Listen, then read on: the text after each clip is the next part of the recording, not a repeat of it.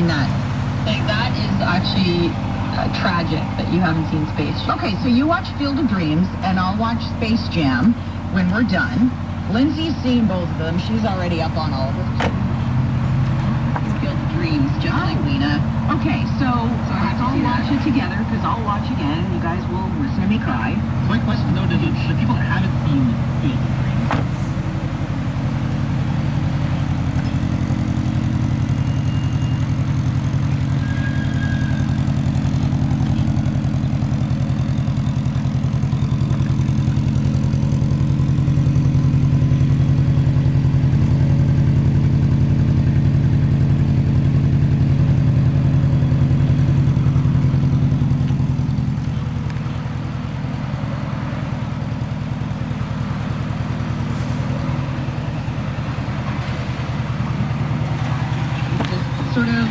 I felt very zen when I was watching it. But, you know, this is really nice. It's kind of earthy. There's not a whole bunch of buildings and sort of skyscrapers behind it and stuff. It was kind of cool. And how often do you get to hear the call?